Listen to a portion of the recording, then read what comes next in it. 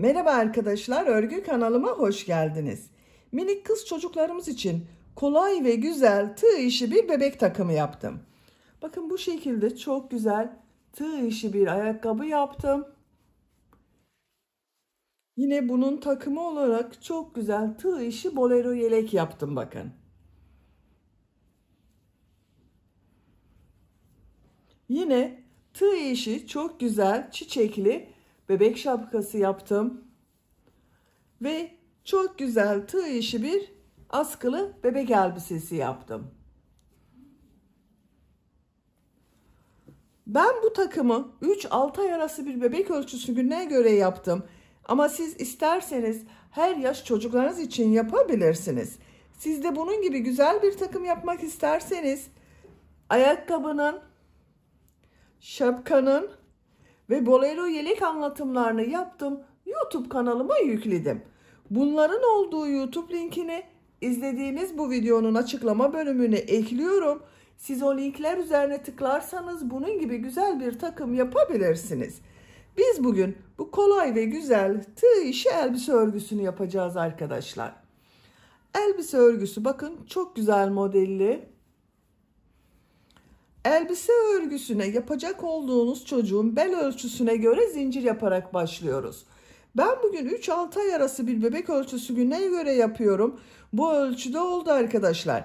Siz yapacak olduğunuz çocuğun beline ölçerek zincir başlarsanız çok iyi olur.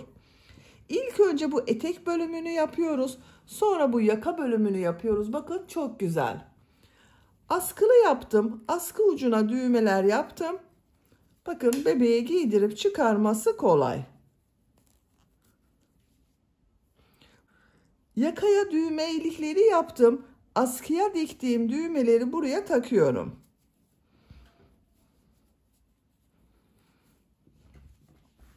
Ben bugün bu elbise örgüsünde iplik olarak pembe renk bir iplik kullandım. Çok kalın olmayan bir iplik arkadaşlar. Bakın ince bir iplik kullanmayı tercih ettim.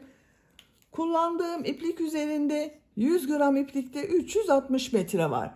1,5 adet ipliğe ihtiyacımız var. Ben bugün bu renk iplik ile yaptım. Siz bu elbise örgüsünü istediğiniz marka iplik ve renklerini kullanarak yapabilirsiniz. İplik markası söyleyemiyorum arkadaşlar. Telif hakkı olduğu için iplik markası vermemiz yasak. Siz istediğiniz marka iplikleri kullanabilirsiniz. Tığ olarak 5 numara 3 milimetre tığ kullanıyorum.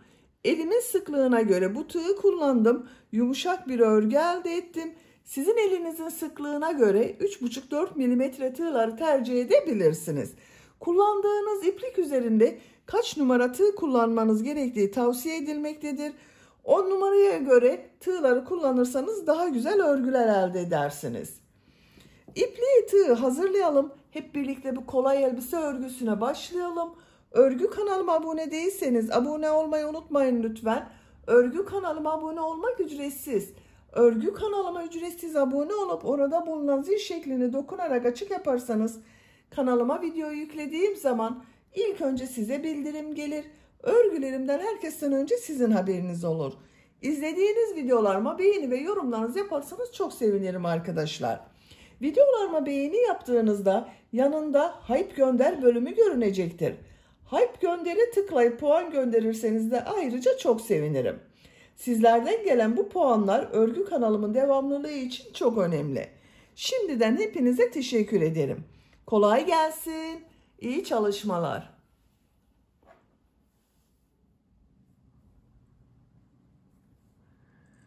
Örgüye bel örgüsü için zincir yaparak başlıyorum. Şu şekilde ilk ilmeği yapıyorum. Zincirleri yapmaya başlıyorum. Çok sıkı zincirler yapmıyorum.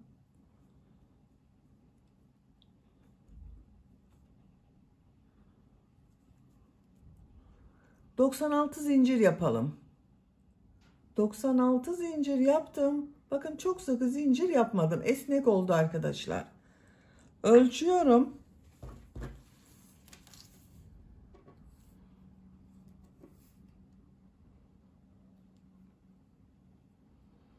37 santimetre zincir uzunluğu var. Benim elimin sıklığına göre, iplik kalınlığına göre 37 santimetre için 96 zincir yaptım. Sizin elinizin sıklığına göre daha fazla veya daha az zincir yapmanız gerekebilir arkadaşlar. Bu zincir sayısı yapacak olduğunuz çocuğun bel ölçüsüne göre daha az veya daha çok yapabilirsiniz. Çocuğunuzun beline ölçerek zincir başlarsanız çok iyi olur. 3 zincirde dönüş için yapıyorum. 1, 2, 3. Tığ üzerine iplik alıyorum. 3 ilmek atlıyorum. 1, 2, 3. 4. ilmeğe trabzan yapıyorum. Zincirler üzerine trabzan yapıyorum. Her ilmek üzerine bir trabzan yapıyorum.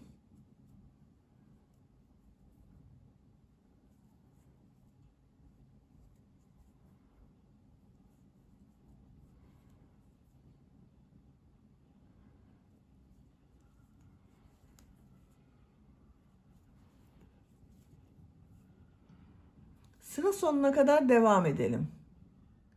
Zincirler üzerine trabzan yaptım. Sıra sonuna kadar tamamladım. Bakın bu şekilde oldu. Bu bir sıra üzerine 95 trabzan yaptım. Sıra başında yaptığım bu 3 ilmek atlayarak bir trabzan var. Bununla birlikte bir sıra üzerinde 96 trabzan var. Şimdi bunu birleştiriyorum. Artık yuvarlak olarak devam ediyorum bel örgüsüne. Bakın burada 3 ilmek atlayarak yaptığım bir trabzan var. Bunun 3. ilmeğe tığ takıyorum. İlmek kaydırma yaparak sırayı birleştiriyorum. 2 zincir yapıyorum. Bu sırada bu trabzanları bir düz bir ters boşluktan alıp trabzan yapıyorum. Tığ üzerine iplik alıyorum. İlk trabzan bakın düz taraftan şu şekilde boşluktan alıyorum. Trabzan yapıyorum. İkinci trabzanı ters taraftan boşluktan alıyorum. Trabzan yapıyorum. Düz taraftan boşluktan alıyorum. Trabzan yapıyorum.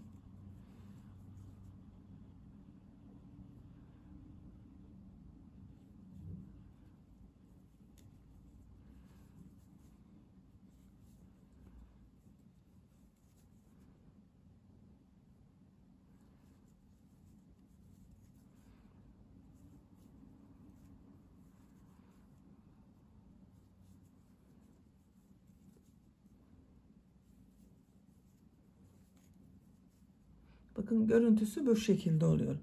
Burayı da birleştirelim. Bakın bu zincirin ucuyla burada yaptığım ilmeği ilmek kaydırma yaparak birleştiriyorum. Şu şekilde ilmek içinden çektim. İlmeğin içinden çekiyorum. Bakın birleşti artık arkadaşlar. Sıra sonuna kadar bir düz bir ters boşluktan alıp trabzan yaparak devam edelim. Sıra sonuna kadar tamamladım. Bu sırada trabzanları bir düz bir ters boşluktan aldım, trabzan yaptım. Son trabzanı bakın düz taraftan boşluktan aldım, trabzan yaptım. Bu ilk yaptığım 2 zincir ile ilmek kaydırma yaparak birleştiriyorum.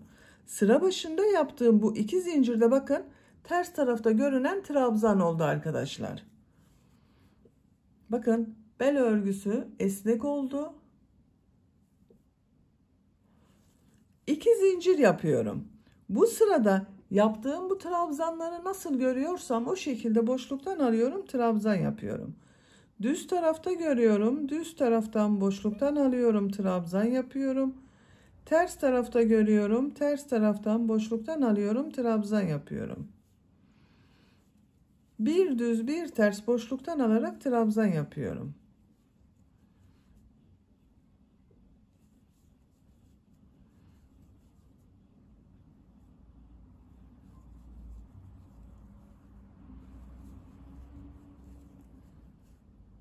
Sıra sonuna kadar devam edelim. Sıra sonuna kadar tamamladım. İlk ilmek ile ilmek kaydırma yaparak sırayı birleştiriyorum. 2 zincir yapıyorum. Bu sırada yine trabzanları nasıl görüyorsam o şekilde boşluktan alıyorum, trabzan yapıyorum.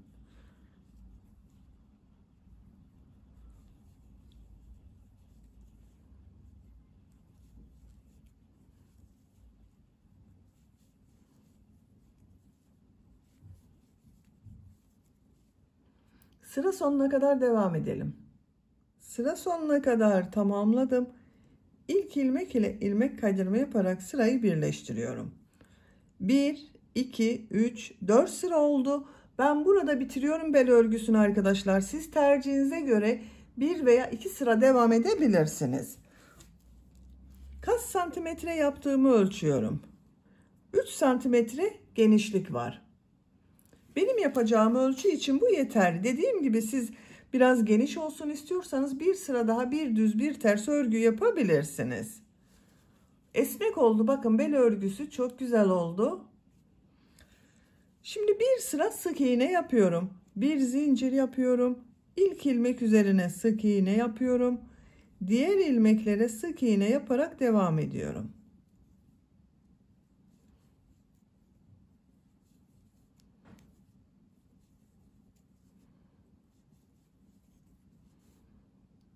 Sıra sonuna kadar devam edelim.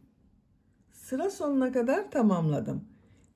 İlk ilmek ile ilmek kaydırma yaparak sırayı birleştiriyorum. Bir sıra sık iğne yaptım. Bu sıradan itibaren model yerleştirmeye başlıyorum. Bir zincir yapıyorum. Tığ üzerine iplik alıyorum. Bir ilmek atlıyorum. İkinci ilmeğe 6 trabzan yapıyorum. Aynı ilmek içine 6 trabzan yapıyorum.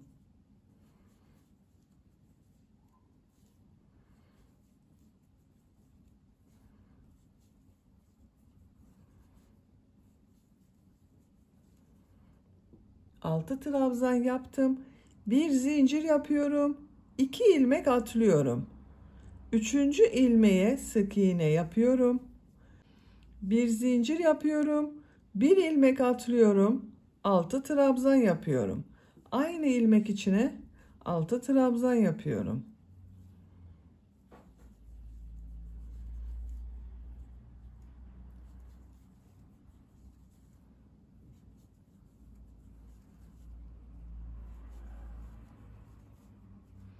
Bir zincir yapıyorum. 2 ilmek atlıyorum. Bir sık iğne yapıyorum. Bir zincir yapıyorum. Bir ilmek atlıyorum. Bir ilmek içine 6 trabzan yapıyorum.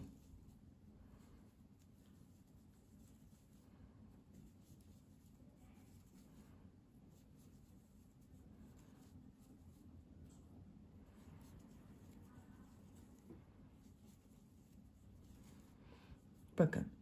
Aynı ilmeğe 6 trabzan yaptım. Ben aralarda arkadaşlar modelden sonra 2 ilmek atladım, sık iğne yaptım. Sık iğneden sonra bir ilmek atladım. Model için 6 trabzan yaptım. Siz daha sık model olsun istiyorsanız aralarda hep birer ilmek atlama yapabilirsiniz. Ben bu şekilde yapmayı tercih ettim. Sıra sonuna kadar devam edelim. Modelleri sıra sonuna kadar yaptım. Bir zincir yapıyorum.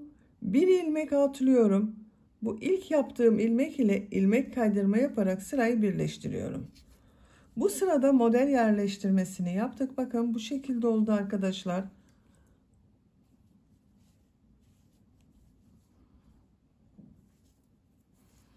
Örgüyü çeviriyorum. Bu sırada bu yaptığım 6 trabzanın ilk 3 trabzanı boşluktan alıp trabzan yapacağız. 2 zincir yapacağız. 3 trabzanı boşluktan alıp trabzan yapacağız. İlk trabzana bakın. Şu şekilde tığ takıyorum. Boşluğa takıyorum. İlmek kaydırma yaparak geçiş yapıyorum. 3 zincir yapıyorum. Bu yaptığım 3 zincirde bir trabzan oluyor. 2 trabzanı boşluktan alıyorum, trabzan yapıyorum.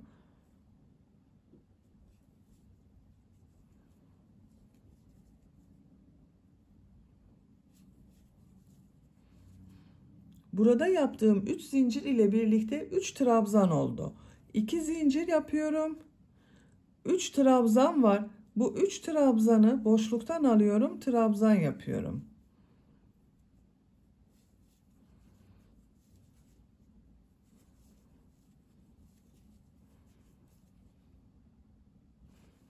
Tığ üzerine iplik alıyorum. Diğer modelde de İlk 3 trabzanı boşluktan alıp trabzan yapıyorum. 2 zincir yapıyorum. 3 trabzanı boşluktan alıyorum, trabzan yapıyorum.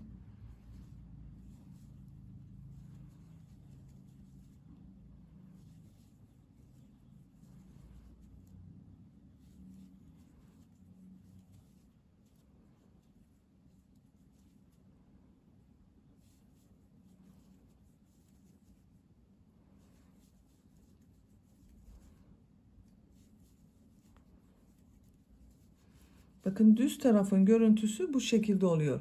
Boşluktan alarak trabzan yaptık. Düz taraf kabarık görünüyor. Bu modelde yine 3 trabzanı boşluktan alıp trabzan yapıyorum. 2 zincir yapıyorum. 3 trabzanı boşluktan alıyorum, trabzan yapıyorum.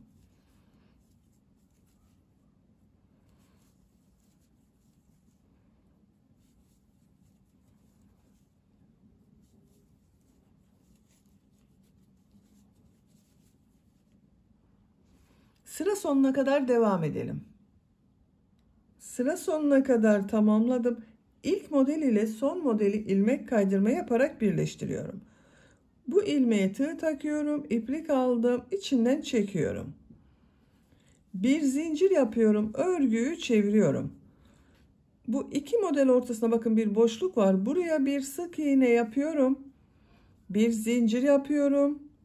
Tığ üzerine iplik alıyorum. Bu iki zincirli boşluğa 6 trabzan yapıyorum.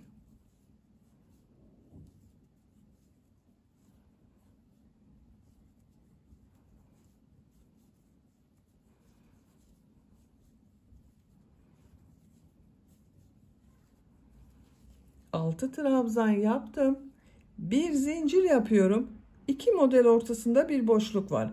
Buraya sık iğne yapıyorum. Bir zincir yapıyorum. Model ortasındaki bu iki zincirli boşluğa 6 trabzan yapıyorum.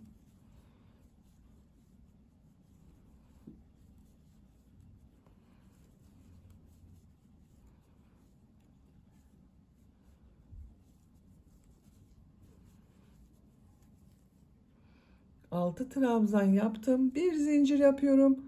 İki model arasına bakın. Sık iğne yapıyorum. Bir zincir yapıyorum. İki zincirli boşluğa 6 trabzan yapıyorum. Sıra sonuna kadar devam edelim. Sıra sonuna kadar tamamladım. Son yaptığım modeli bu ilmek ile ilmek kaydırma yaparak birleştiriyorum. Bir zincir yapıyorum. Bu ilmeğe ilmek kaydırma yapıyorum. Bakın görüntüsü bu şekilde oldu. Örgüyü çeviriyorum. Bu sırada bu 3 trabzanı boşluktan alıp trabzan yapacağız. 2 zincir yapacağız. 3 trabzanı boşluktan alıp trabzan yapacağız. Bu ilk trabzanı bakın boşluğa tığ takıyorum. İlmek kaydırma yaparak geçiş yapıyorum. 3 zincir yapıyorum. Bu ilk trabzan, bu iki trabzanı boşluktan alıyorum. Trabzan yapıyorum. 3 zincirle birlikte 3 trabzan oldu. 2 zincir yapıyorum. Burada 3 trabzan var. 3'ünü boşluktan alıyorum. Trabzan yapıyorum.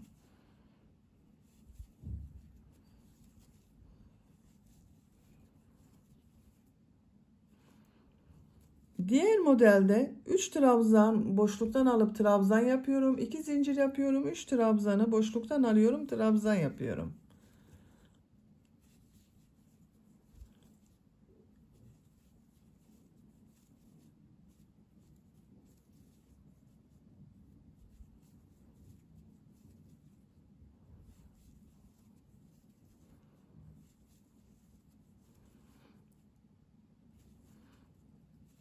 Burada da aynı şekilde devam ediyoruz. Sıra sonuna kadar devam edelim. İlmek kaydırma yaparak sırayı birleştirelim. Örgüyü çevirelim. Bir sonraki sırada bu model ortasında 2 zincir yaptık. Bunların içine 6 trabzan yapacağız. Etek örgüsü bu şekilde devam edecek arkadaşlar. Bu iki sıradan oluşuyor bir model. Eteğin örgüsünü yapacak olduğunuz çocuğun büyüklüğüne ve tercihinize göre bu model sıralarını tekrarlayarak devam edelim. Etek örgüsünü yapacağım ölçüye göre tamamladım.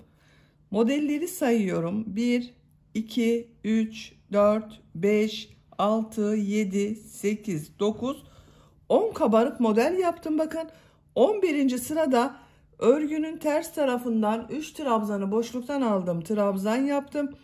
2 zincir yaptım. 3 trabzanı boşluktan aldım. Trabzan yaptım. Kaç santimetre yaptığımı da ölçüyorum. 20 santimetre yükseklik var. Benim tercihime ve yapacağım ölçüye göre bu yükseklik yeterli. Siz tercihinize göre bu etek yüksekliğini, model sırasını birkaç sıra devam edebilirsiniz veya daha kısa yapabilirsiniz. Son sırayı yapıyorum.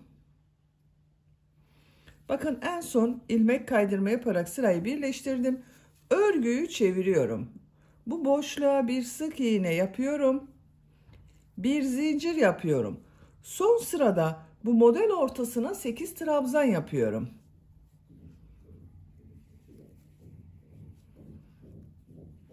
İki,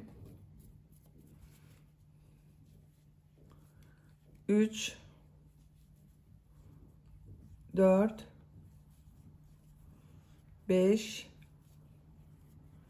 6, 7,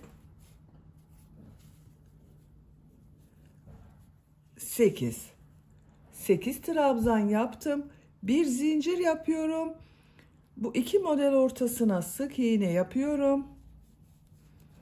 Bir zincir yapıyorum. Model ortasına 8 trabzan yapıyorum.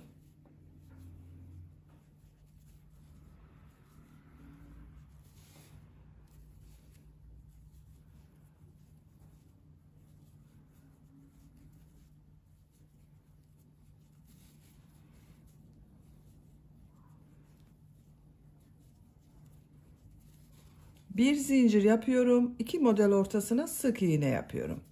Bakın bu şekilde model oluyor. Sıra sonuna kadar devam edelim. Modelleri sıra sonuna kadar yaptım. Son modelde bakın 8 trabzan yaptım. Bir zincir yapıyorum. İlk ilmek ile ilmek kaydırma yaparak sırayı birleştiriyorum. İpliği kesiyorum.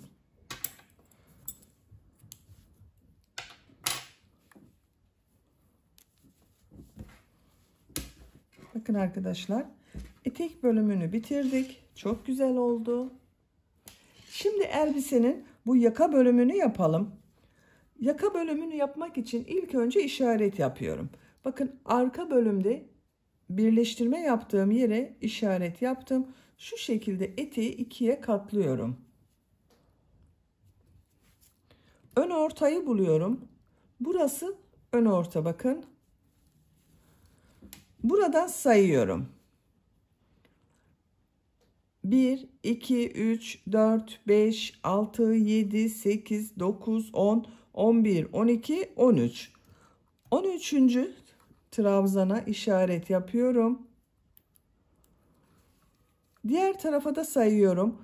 1, 2, 3, 4, 5, 6, 7, 8, 9, 10, 11, 12, 13. Buraya da işaret yapıyorum.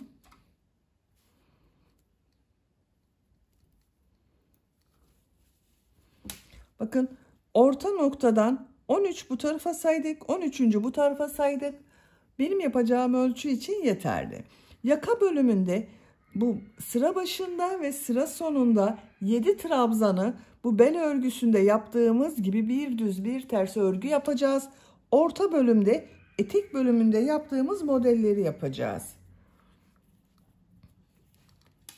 Bakın bu mavi ile işaret yaptığım ilmekten 7 trabzan sayıyorum. Bakın bununla birlikte 1, 2, 3, 4, 5, 6, 7. İpliği bağlıyorum.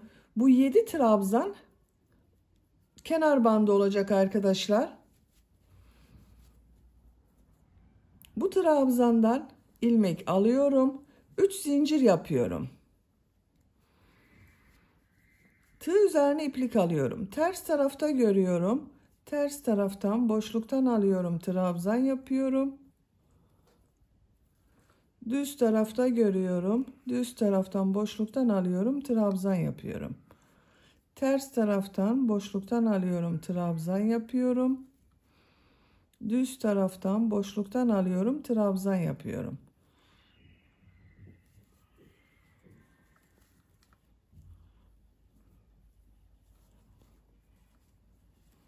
Bakın bu işaret yaptığım ilmeği de düz taraftan boşluktan alıyorum, trabzan yapıyorum.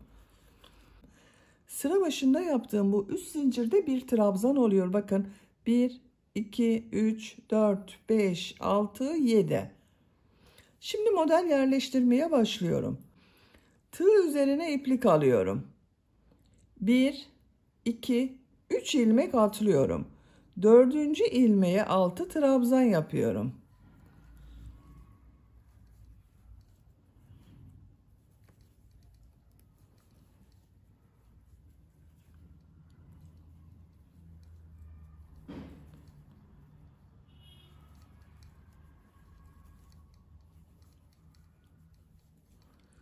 İki, 4, 6 trabzan yaptım. Bir zincir yapıyorum. 2 ilmek atlıyorum. Üçüncü ilmeğe sık iğne yapıyorum. Bir zincir yapıyorum. 2 ilmek atlıyorum. Üçüncü ilmeğe 6 trabzan yapıyorum.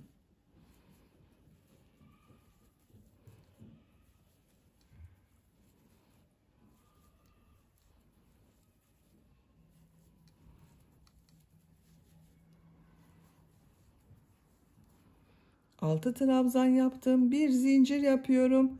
2 ilmek atlıyorum. Bakın ön ortada işaret yaptığım ilmeğe sık iğne yapıyorum. Bir zincir yapıyorum. 2 ilmek atlıyorum. 6 trabzan yapıyorum.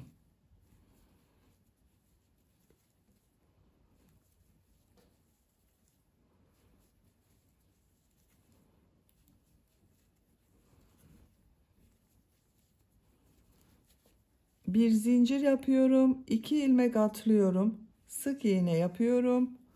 Bir zincir yapıyorum. 2 ilmek atlıyorum. 6 trabzan yapıyorum.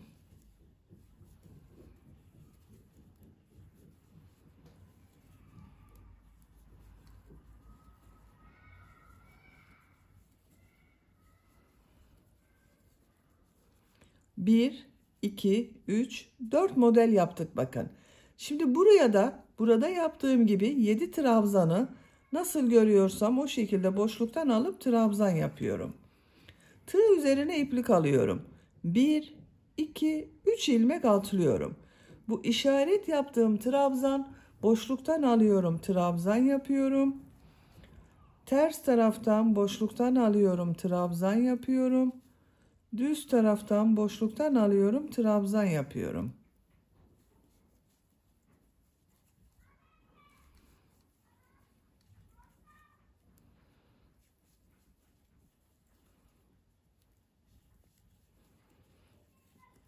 Bakın buraya da 7 trabzanı nasıl görüyorsam o şekilde boşluktan aldım, trabzan yaptım.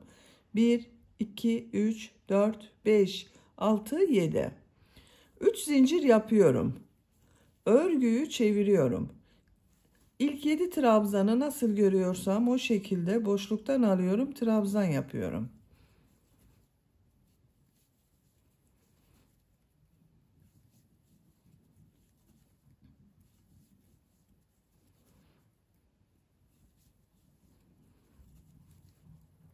Bakın örgünün ters tarafından bu 6 trabzanın 3 trabzanı boşluktan alıp trabzan yapıyorum. 2 zincir yapıyorum. 3 trabzanı boşluktan alıp trabzan yapıyorum. Tığ üzerine iplik aldım. 3 trabzanı düz taraftan boşluktan alıyorum. Trabzan yapıyorum. 2 zincir yapıyorum. 3 trabzanı boşluktan alıyorum. Trabzan yapıyorum.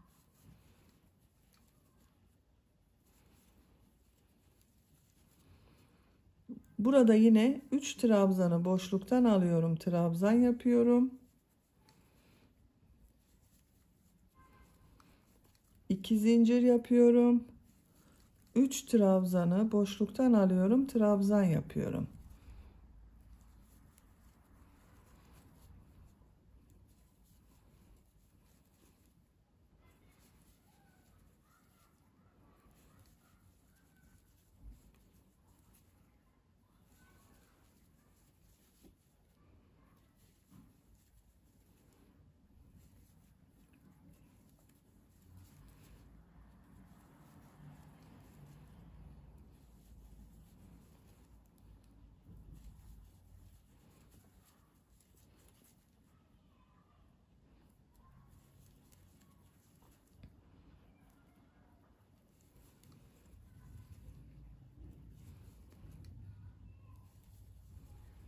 Bakın modelleri bitirdim.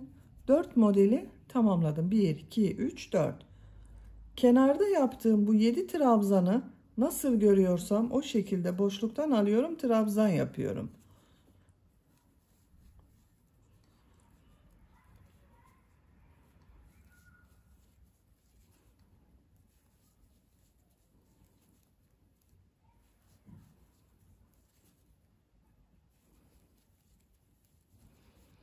Bakın son trabzanda boşluğa takıyorum, trabzan yapıyorum.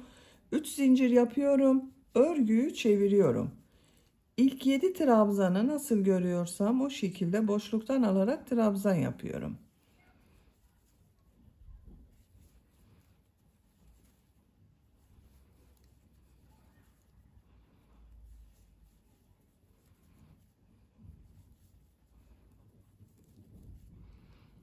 Bakın bu şekilde oldu.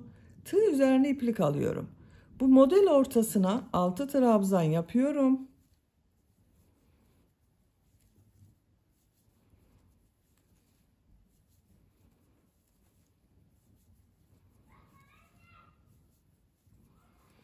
Bir zincir yapıyorum.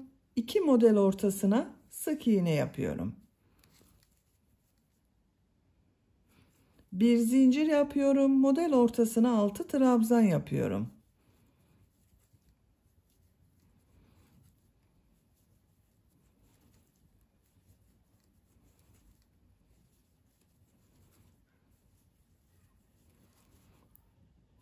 Bir zincir yapıyorum. Sık iğne yapıyorum. Bakın bu şekilde oluyor arkadaşlar. Modellerin üzerine 6 trabzan yapalım. Bu sıra sonunda 7 trabzan da nasıl görüyorsak o şekilde boşluktan alıp trabzan yapalım. Sıra sonuna kadar devam edelim. Sıra sonuna kadar tamamladım. 3 zincir yapıyorum. Örgüyü çeviriyorum. İlk 7 trabzanı nasıl görüyorsam o şekilde boşluktan alıyorum, trabzan yapıyorum.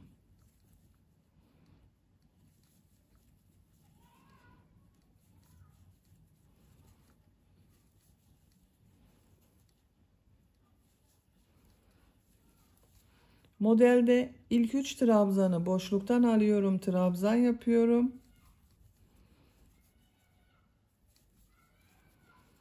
2 zincir yapıyorum. 3 trabzanı boşluktan alıyorum, trabzan yapıyorum.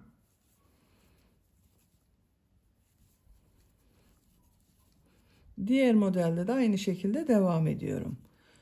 3 trabzanı boşluktan alıyorum, trabzan yapıyorum. 2 zincir yapıyorum.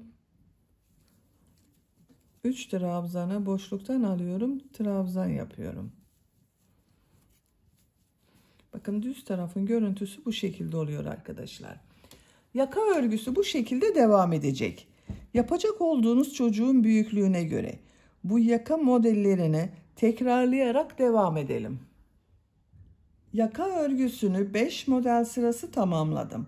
1, 2, 3, 4, 5. 6. sırada bakın 3 trabzanı boşluktan aldım, trabzan yaptım, 2 zincir yaptım. 3 trabzanı boşluktan aldım, trabzan yaptım. Burada bitirmiyoruz arkadaşlar. Buradan itibaren bu kenarda yaptığım gibi bir düz bir ters örgüler yapıyorum. 3 zincir yapıyorum. Örgüyü çeviriyorum. Trabzanları nasıl görüyorsam o şekilde boşluktan alıyorum, trabzan yapıyorum.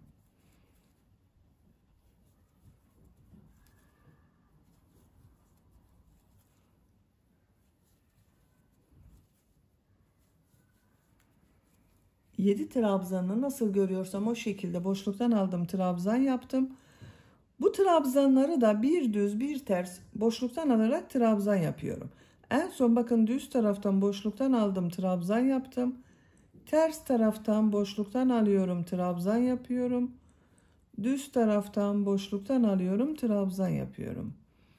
Ters taraftan boşluktan alıyorum, trabzan yapıyorum.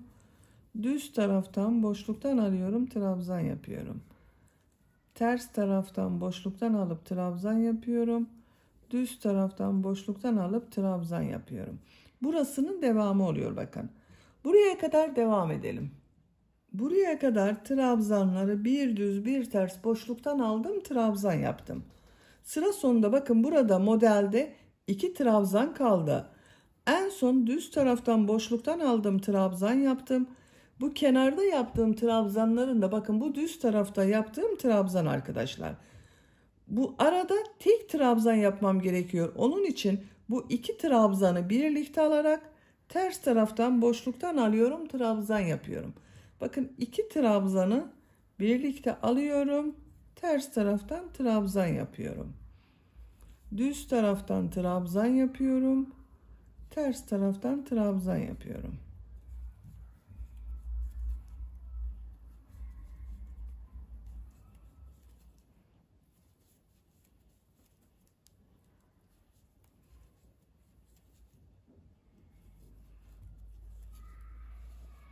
Bakın görüntüsü böyle oldu. Bu sırada bir düz bir ters boşluktan alıp trabzan yaptık. 3 zincir yapıyorum. Örgüyü çeviriyorum. Bu sırada bu yaptığım trabzanları nasıl görüyorsam o şekilde boşluktan alıp trabzan yapıyorum. Ama bakın bu bir buraya bir buraya da birer tane düğme iliği yapıyorum. İlk trabzan bakın düz tarafta görünüyor. Boşluktan alıyorum, trabzan yapıyorum. Ters tarafta görünüyor. Boşluktan alıyorum, trabzan yapıyorum. Sıra başında yaptığım 3 trabzanla birlikte bakın 1 2 3. Şimdi düğme iliği için bir zincir yapıyorum. Tığ üzerine iplik alıyorum. Bir ilmeği atlıyorum. Bakın bu trabzan ters tarafta görünüyor. Boşluktan alıyorum, trabzan yapıyorum. Buraya bir düğme iliği yaptık. Nasıl görüyorsam o şekilde boşluktan alarak trabzan yapıyorum.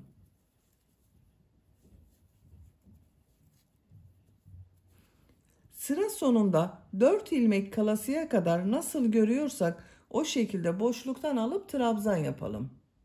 Sıra sonuna kadar bakın tamamladım. Sıra sonunda 1, 2, 3, 4 ilmek var.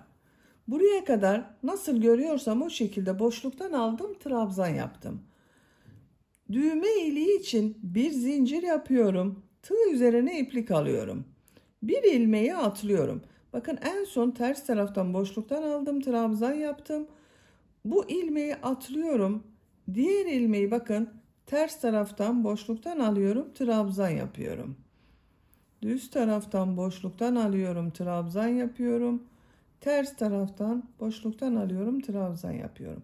3 zincir yapıyorum. Örgüyü çeviriyorum. Bu trabzanları nasıl görüyorsam o şekilde boşluktan alıyorum, trabzan yapıyorum. Düğme iliği için yaptığım bu bir zincir üzerine bir trabzan yapıyorum. Diğer ilmekleri nasıl görüyorsam o şekilde boşluktan alıyorum, trabzan yapıyorum.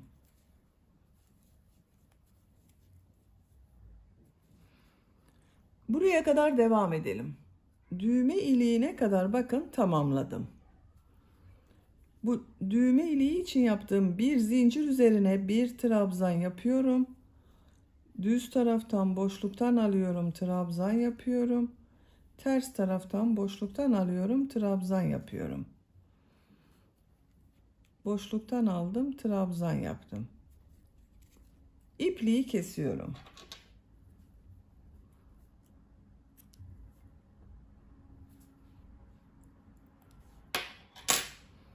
İlmek içinden çektim. Bakın yaka örgüsünü yaptık. Bir buraya bir buraya düğme ilikleri yaptım.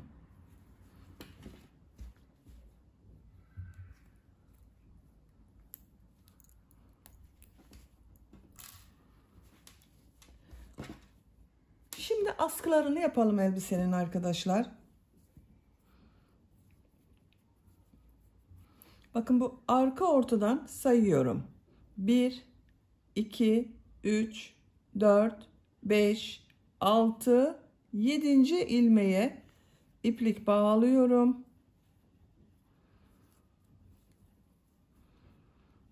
Bu trabzandan boşluktan alıyorum, ilmek yapıyorum. 3 zincir yapıyorum. 7 trabzan ile askı örgüsü yapacağız. Bu 3 zincirde bir trabzan oluyor. Ters taraftan boşluktan alıyorum, trabzan yapıyorum. Nasıl görüyorsam o şekilde arkadaşlar. Düz taraftan boşluktan alıyorum, trabzan yapıyorum.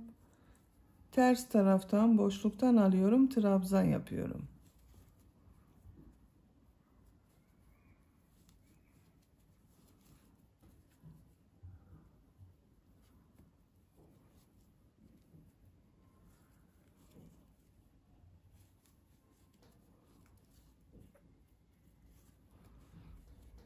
Bakın 3 zincir yaptım. 1 trabzan, 1, 2, 3, 4, 5, 6, 7 trabzan oldu.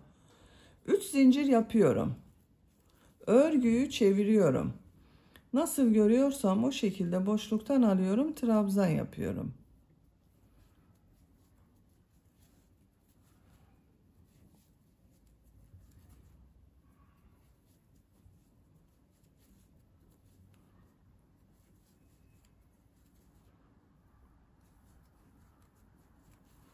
Üç zincir yapıyorum. Örgüyü çeviriyorum. Trabzanları nasıl görüyorsam o şekilde boşluktan alıyorum, trabzan yapıyorum.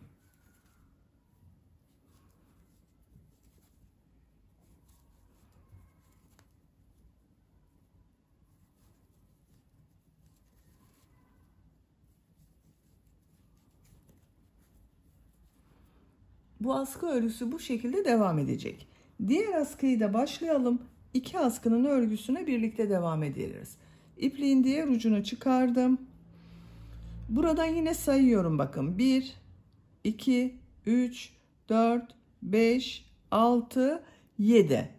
Burada askı olacak arkadaşlar. İşaret takıyorum.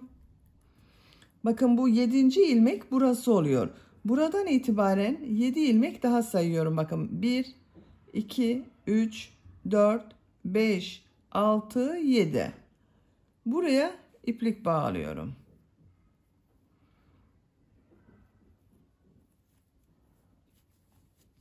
Bakın burada 7 trabzan ile askı yaptım. Burada da aynı olacak. Bu iki mesafe aynı bakın. Orta noktadan sonra burasıyla burası. Bir ilmek yapıyorum. 3 zincir yapıyorum. Ters tarafta görüyorum. Ters taraftan boşluktan alıp trabzan yapıyorum. Düz taraftan boşluktan alıyorum, trabzan yapıyorum.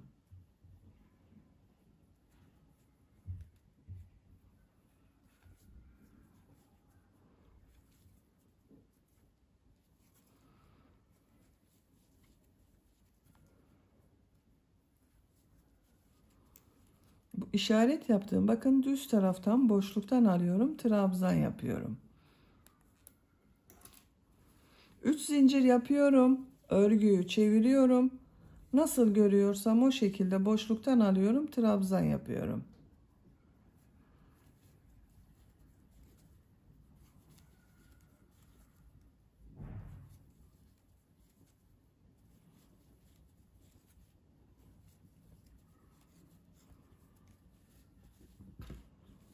Bakın bu şekilde. İki askının örgüsünü bu boşluklardan alıp trabzan yaparak tamamlayalım. İki askı örgüsünü aynı uzunlukta yaptım. Askı uçlarına da bakın birer tane inci düğme diktim. Ben inci düğme kullanmayı tercih ettim. Siz istediğiniz gibi düğme kullanabilirsiniz. Esnek bir askı yaptım arkadaşlar bakın. Kaç sıra yaptığımı sayıyorum. 2, 4, 6, 8, 10, 12, 14, 16, 18, 20, 22, 24, 26, 28, 30, 32, 34, 36, 38, 40 sıra yaptım. Santimetre olarak ölçüyorum.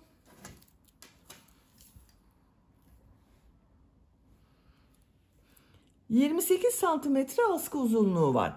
Benim yapacağım ölçü için yeterli. Ben bugün bu elbiseyi 3-6 ay arası bir bebek ölçüsüne göre yaptım. Siz dediğim gibi her yaş grubu çocuklar için yapabilirsiniz. Tek yapmanız gereken elbiseyi bebeğinize, çocuğunuza giydirin. Omuzlarından geçirin. Bakın yaka ile birleşecek. Askı uzunluğunu ona göre istediğiniz gibi ayarlama yapabilirsiniz. Şu şekilde takıyorum. Çapraz kullanabilirsiniz askılarını, düz kullanabilirsiniz. Bakın ben çapraz takmayı tercih ettim. Arka görüntüsü bu şekilde oldu. Elbisenin örgüsü de çok güzel oldu arkadaşlar. Bakın. 6 ay bebek çok rahat kullanır bu elbiseyi. Bitmiş olarak size ölçülerini söylüyorum. Bel örgüsünün buradan genişliği ölçüyorum. 21 santimetre. Yüksekliği ölçüyorum. Etek yüksekliği 21 santimetre. Bu yaka ucundan etek ucuna kadar olan yüksekliği ölçüyorum. 30 santimetre. Yaka genişliğini ölçüyorum. 14 santimetre. Yaka yüksekliğini ölçüyorum. 9 santimetre. Ben bugün 3-6 ay arası bebek için yaptım. Çok güzel bir ölçü oldu. Beni dinlediğiniz ve izlediğiniz için hepinize çok teşekkür ederim. Örgü kanalıma abone değilseniz abone olmayı unutmayın lütfen. Örgü kanalıma abone olmak ücretsiz.